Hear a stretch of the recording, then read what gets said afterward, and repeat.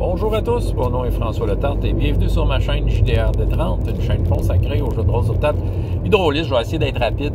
Une question de M. Frédéric Lessard, m'en a laissé deux, j'y en fais une là. Comme la quantité, combat, description, ok, et fluidité. En tout cas, je vais essayer d'exposer là-dessus. J'en ai sûrement parlé dans le passé, il m'en l'a même dit. Il me dit la quantité de vidéos que je fais, je l'ai sûrement déjà parlé, probablement, mais je m'en souviens pas.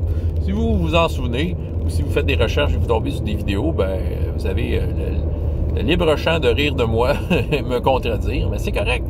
Tu sais, dans le jeu de rôle, c'est ça, à un moment donné, tu essaies différentes techniques, puis selon les campagnes, selon le moment, ben tu as des trucs qui te conviennent. Fait que ça se peut que ça soit différent de ce que tu faisais avant, et voilà.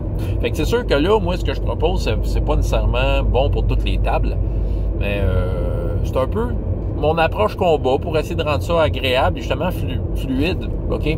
C'est vrai que les combats, ça gruge du temps dans une game de jeu de rôle. Des fois, certains jeux, ça va même très loin.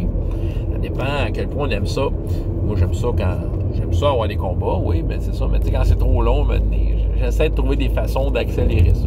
Bon.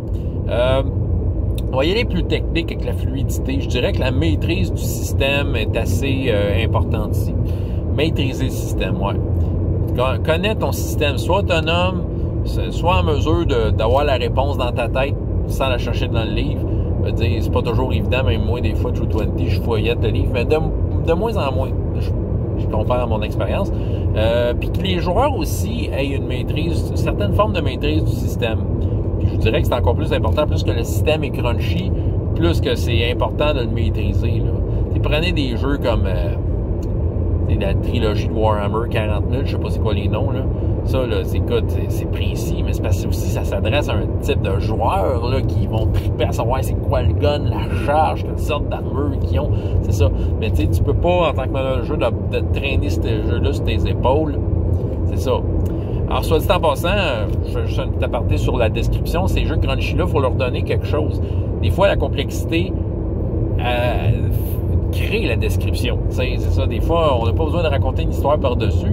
Puis justement, des jeux comme la série Warhammer 40 000 cherchent à reproduire une esthétique très précise. Puis je pense que le système de jeu, la complexité, est là pour nous guider là-dedans. Fait que, tu sais, je pense qu'il faut considérer cet aspect-là. Mais, tu sais, pour que ça soit fluide, pour revenir à ça, que tout le monde maîtrise le système, c'est assez important. Maintenant que tout le monde maîtrise le système, puis je pense que c'est comme la deuxième affaire qui peut aider à la fluidité, c'est de savoir à quel point tu peux lâcher prise sur le système. Ouais. Puis tu sais, d'être capable de juger des trucs à l'œil. Plus facile avec des systèmes simples. Ça se fait avec des systèmes complexes. Je dirais que tu sais, il y a des patterns au niveau des modificateurs puis des conditions puis tout ça qui peuvent changer comme l'aspect d'un combat. Il y a des patterns, des patrons, qui peuvent revenir d'une fois à l'autre. Puis je pense que, tu sais, il y a moyen d'y aller à l'œil sans changer le jeu, sans déformer la mécanique de base. C'est en donnant l'impression qu'on est tout le temps en train de jouer au même jeu. Moi, tu sais, sincèrement, True 20, c'est assez crunchy pour moi, là, par rapport à mes standards. Tu sais, la table de modificateurs de combat, je l'ai pas checké tant que ça depuis le début de la campagne que je fais là. C'est parce qu'à un moment donné, j'ai vu le pattern. Tu sais, j'ai vu comme le type de modificateur, de malus ou de bonus que tu peux avoir.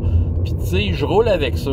Puis, tu sais, j'essaie de faire en sorte que tu sais, qu'on joue encore à True 20, mais que ça fit l'histoire, que le modificateur ait du sens, tu sais, que je le sente, là, que je suis à la bonne place.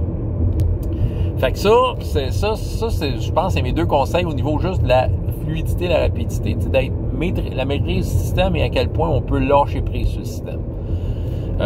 Maintenant, pour la description, peut-être deux conseils, il y en a sûrement plein d'autres. D'ailleurs, j'invite tout le monde à participer à la discussion parce que tout le monde a sûrement des bonnes idées à partager ici.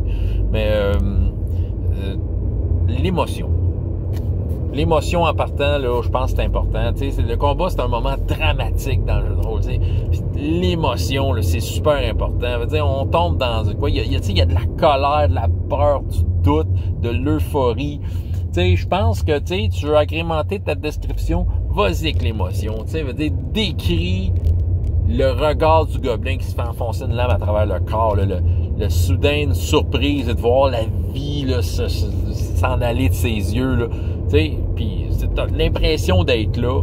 C'est une description. Tu sais, je peux parler du décor, mais l'émotion des participants, je pense que c'est super important. je pense que vas-y avec l'émotion, puis tu vas gagner beaucoup de qualité dans ton combat. L'autre affaire, c'est de laisser la caméra aux joueurs. Autant que possible, j'essaie de le faire. C'est pas toujours évident. Tu sais, j'ai déjà vu des exemples, puis encore, tu sais, où le maître de jeu va décrire beaucoup les résultats des jets de dés que les joueurs font. Tu sais, puis l'extrême que j'ai vu, c'est Game of Roll. J'en ai déjà parlé de cette série-là. Tu sais, ils sont bien smart, ils sont bien sympathiques, mais j'aime pas l'approche de ce meneur de jeu-là, qui décrit beaucoup à la place des joueurs. Puis les joueurs, pendant ce temps-là, ils font un beau sourire au maître de jeu. OK, peut-être qu'ils passent un beau moment, là.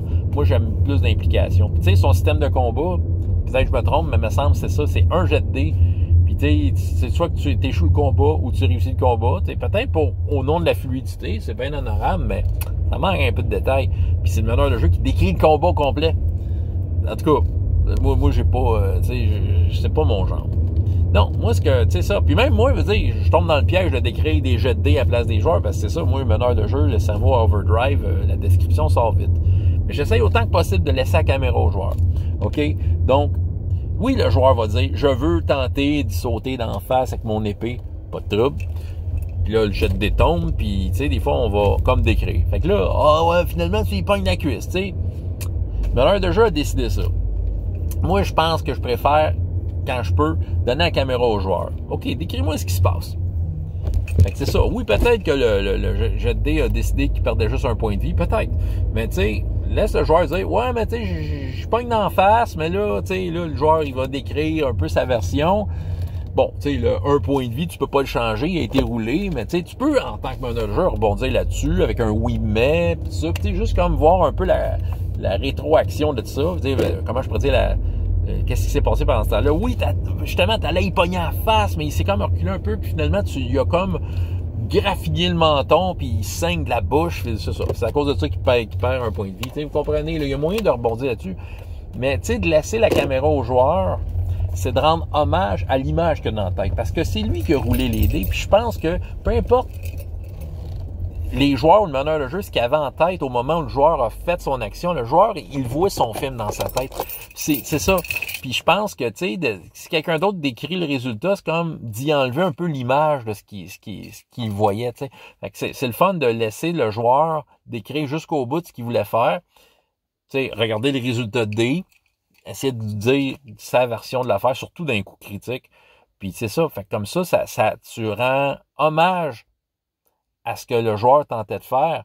Il va se sentir bien plus impliqué, puis tu sais, ça va être son film à lui, son bout de film à lui, tu sais, puis c'est ça, tu sais, qui est le bout de film qui parle de son personnage, OK? C'est un peu de même que je le vois. Je pense que ça peut vraiment agrémenter ça. Ça amène la confiance. Les joueurs vont se sentir plus impliqués. Puis, ils s'enlèvent la charge sur les épaules du maître de jeu d'avoir à tout décrire. Tu sais. Fait que c'est ça. Puis des fois, c'est sûr que le joueur arrive avec une description qui déborde ce qu'il ferait normalement. Pourquoi pas dire oui à ça? Puis tu sais, on est des meneurs de jeu, on est supposé être bon, on est supposé se revirer vite. Puis tu sais, on a juste à s'alimenter de cette description-là pour élever le combat à un autre niveau, là, avoir des descriptions, des moments épiques, des cascades, puis tout ça. Puis tu sais, dire, on s'entend, là, peu importe le style de jeu qu'on aime. Avouez-le, vous aimez ça quand ça fait film. Hein? Bon, ben c'est ça. Ça fait film faire ça. Puis peut-être, là, petit dernier conseil, si c'est pas dans votre système de jeu, il y en a dans beaucoup de systèmes de jeu, j'aime ça le principe de minion, c'est-à-dire des ennemis à un point de vie. Mettez-en, tu sais, veux dire, c'est pas tout du monde qui sont durs à battre nécessairement, à moins que vous voulez du super réalisme, là. Mais tu sais, ça fait film, là, tu sais, tu tues plein d'ennemis. Tant qu'ils sont là, ils sont dangereux, mais tu sais, t'es capable de t'en débarrasser facilement, puis ça te permet juste de t'échauffer au moment où tu rencontres un boss ou un personnage plus coriace. En tout cas, c'est ça que je vais vous raconter aujourd'hui. Des commentaires, justement, des questions, des vidéos, réponses pour notre ami Monsieur Lessard. Laissez-vous aller. C'est un sujet intéressant. François Letarte, JDRD 30, et jusqu'à la prochaine fois. Il y a autant de plaisir dans la vie que dans les jeux. Au revoir.